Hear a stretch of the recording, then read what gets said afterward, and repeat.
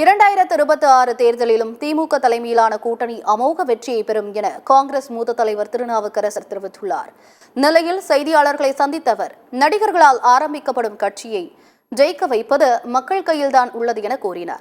மேலும் திமுக தலைமையிலான கூட்டணி மிக பலமாக உள்ளது என கூறிய அவர், ஆளும் கட்சி கொண்டு வரும் திட்டங்களுக்கு அவர்களது பெயரை வைப்பது அனைத்து மாநிலங்களிலும் பொதுவான ஒன்றுதான் என கூறினார்.